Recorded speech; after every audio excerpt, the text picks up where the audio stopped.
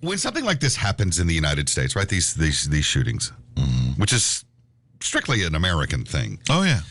It is often eye-opening to see how other countries, civilized countries, look at this. Right. I have a piece here from The Guardian, which is British. Mm-hmm. Pretty sensible piece. Right, right. Their outlet is okay for what it is, right? Right. It's not like the Star. It's not like the Daily Mail. Right. It's not like any of that. This isn't really hyperbole. This isn't exaggeration. This is their point of view of what is happening here, and it is interesting to see the British take on it. Right. We have our take on the royal family. They have their take on the United States in general, specifically the obsession with guns. And this piece is remarkable because you're going to hear some things that you haven't heard yet.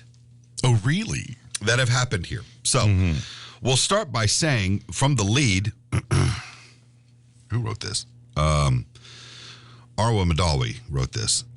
She says, it's just impossible to adequately describe the horror of 19 little children and 2 of their teachers being murdered in their classroom by an 18-year-old with a military-grade weapon.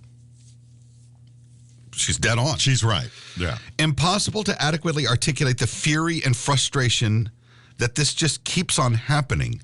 That what happened in Uvalde, Texas was not a horrific one-off event, but just another day in the USA. Right. And it's impossible to imagine a scenario in which America's depraved and dysfunctional relationship with firearms is going to change anytime soon. She's right. Brace yourselves.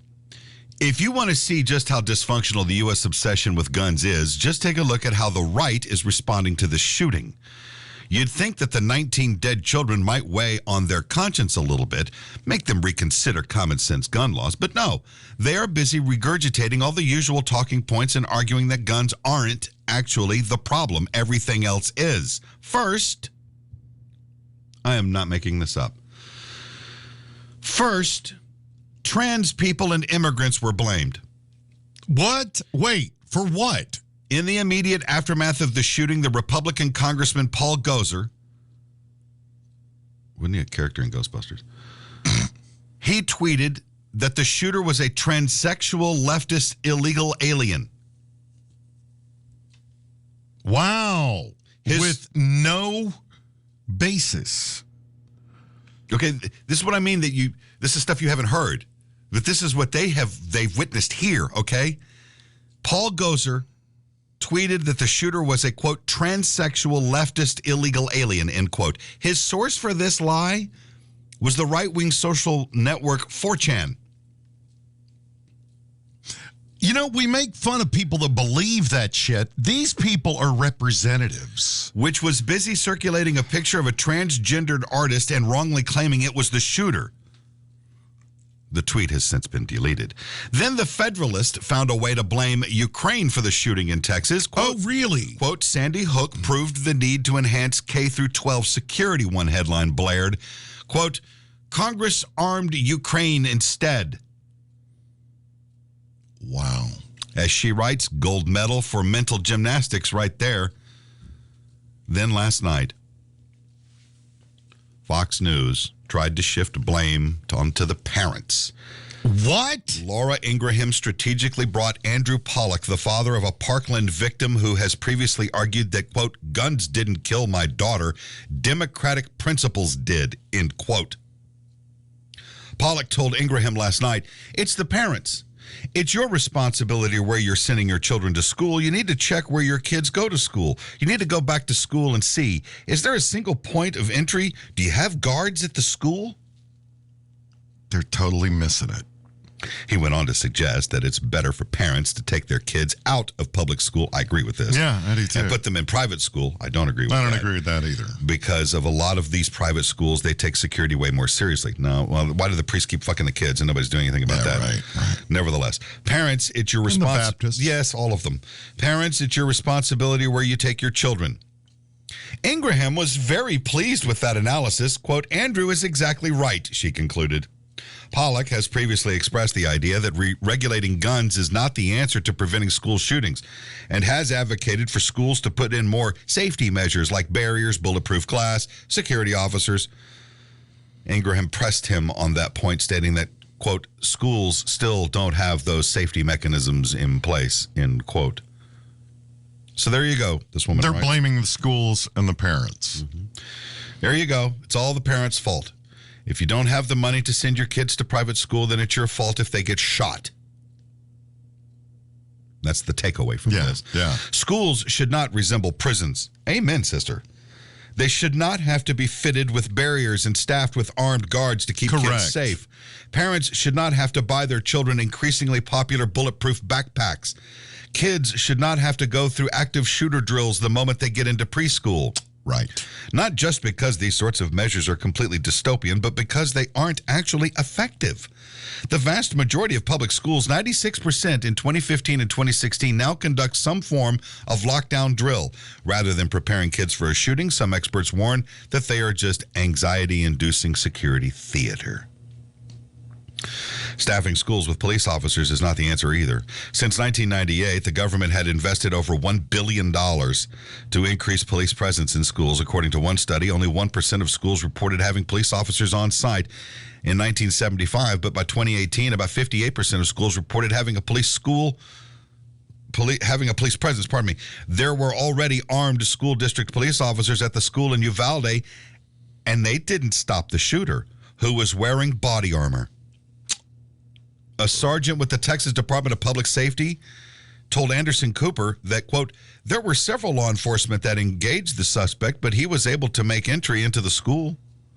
If guns made people safer, then the United States would be the safest place in the world. How many more children have to die before the right accept the answer to bad guys with guns is not good guys with guns? It's getting rid of them. Yeah. Lovely piece. And she's right. I told you were going to hear some stuff that you would not normally believe. That he was a transsexual illegal alien. Bitch, he was born in North Dakota. Well, but it's 4chan, and 4chan is, God help you people. It's America. You can go look at it yourself. It's the number 4 CHAN. If you haven't encountered it, just brace yourself, because it defines toxicity on the internet. 4chan? 4chan does, yeah. It's kind of Reddit-y in the way it's structured, but Reddit has a lot more sense, even though I've heard of 4chan. I've just never been. 4chan, there's 4chan and there's 8chan. 4chan gets into, it's like Reddit in the way that it's set up. The people there are crazy? Yeah, the people on Reddit are reasonable, even though they're a bit bitter. Oh. You know, you get into the threads and they kind of hate everybody. But 4chan is very conservative driven, and it is one of the sources for the outlandish conspiracy theories that bubble up from time to time, like the shooter allegedly being a transsexual illegal alien with an axe to grind, or whatever the case may be. I will tell you, if you people that are listening to this are interested and have not heard of this, to enter into that extremely cautiously, or don't do it at all. It's a font of bad information, and it's a font of hatred, and it's a place that I don't go to it. I refuse to do it. I've been on it before. I've seen some stuff, and it was like, oh dear God, no. The notion of things that you won't be able to unsee is on 4chan? On 4chan, yeah. Well, I went to 4chan, and I'm not sure this is 4chan. I mean, is it 4chan.org? I don't know. Or .com. The number 4. Yeah. CHAN. Yeah, that's what I looked up. Let me see it.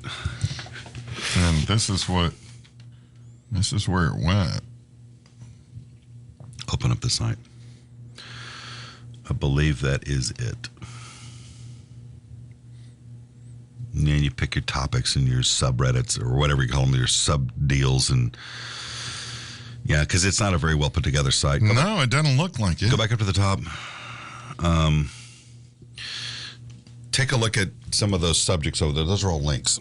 Oh, okay. Yeah, those are all links. So, and that's what leads you into the various rabbit holes that you can. Wow, weird. And it's 4chan, and there's one that's worse called 8chan, and it's, I don't know, it's jacked up, dude. That's the bottom takeaway from this. And there are people. See, this is the problem: is some dumbass at home pissing in bottles and shit, doing nothing but playing around on that thing, and they come up with these ridiculous theories. In bottles. And well, dude, completely surrounded by cookie wrappers and cigarette butts. Yeah. Like the fat guy in Jersey that's playing to be a girl. Oh, right. Yeah. They sit there and they come up with some ridiculous theory. Okay, QAnon started through 4chan, so when they come up with something, they just unload it out there, and there are people in our government that follow this shit, and they take it and they run with it. Why would they follow anything on 4chan, though? Because it's like everything else. The facts get in the way of a good story, you see. Yeah. So if they want to believe something so ridiculous, let's use the Uvalde thing as a good example here. You got some Congress critter who's going to sit there and say, "Oh, I bet he was an illegal alien. He was a tranny. He was this, that, or the other. He had an accident." And he's thinking this shit, and somebody else is over on 4chan, and they actually craft together a bad Photoshop or something, or they come up with fake evidence or anything. And they create this, and then that congressperson looks at this and they go, "See, I was right." They find the things that agree with them instead of finding out the facts, the truth, the reality of the thing, and they don't agree with it, but that's the most logical explanation. This is how conspiracy theories happen in this shit. Yeah, and the thing is, none of them have ever heard of Occam's razor. Oh, they couldn't spell razor. No, right. And they are high on the list of the whole, what do you call it, Peter Principle. Oh, yeah. Yeah.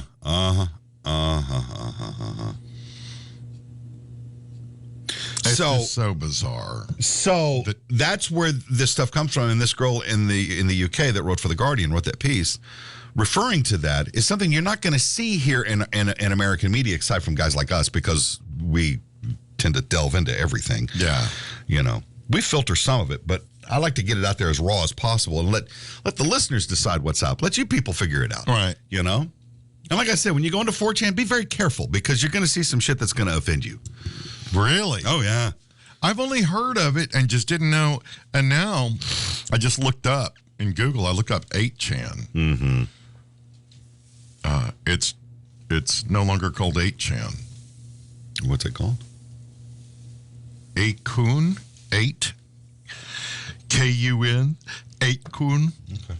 Previously called 8channel. Well, so anyway, like I said, be careful what you look for and read and see and do out there, because there's some pretty rough shit. But that's where a lot of the fake shit that you see, it comes from there, and it comes from all the usual places like Facebook and Twitter and Reddit and but 4chan just kind of just vomits it out there. And what's really remarkable is that you've got elected officials that sit there and go through this shit, and they go, "See, I told you.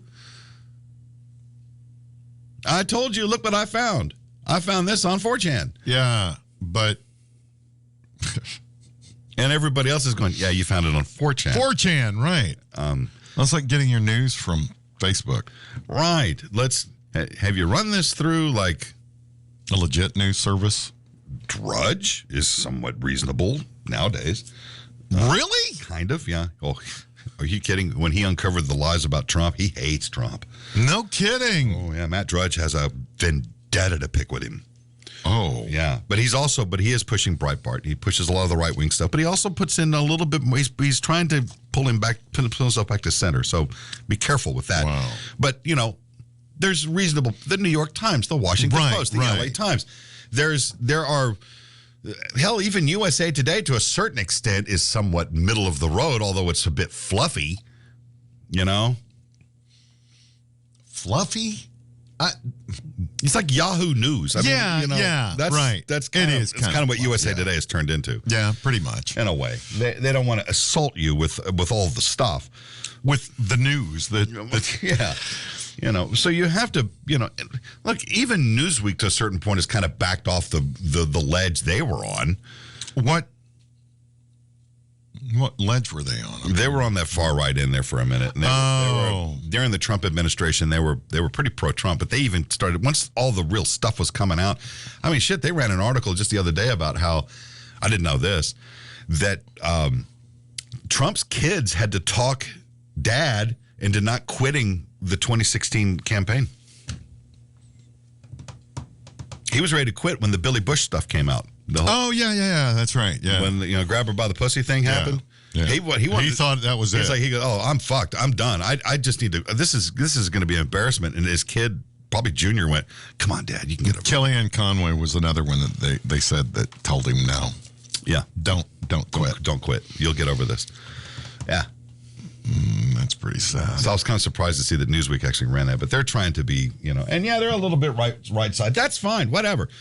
But just be careful with this. Extremes on both ends get insane. Yeah.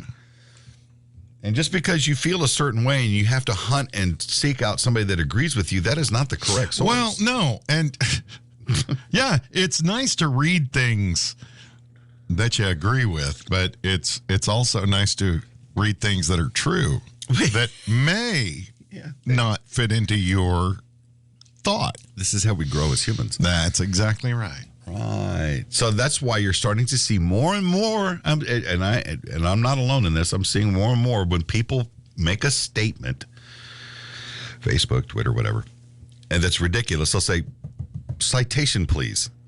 Mm-hmm. And I've seen that before. You'll see somebody post some ridiculous thing, and they go, no, give me something other than real Fox. Right. Give me something other than Breitbart. Give me something that we can all agree with here, and I want it cross-referenced across 3 separate outlets. Okay, can we do that? Right. I mean, I had to do it when I was a journalist. Right. And it seems like that would be the logical path to go down.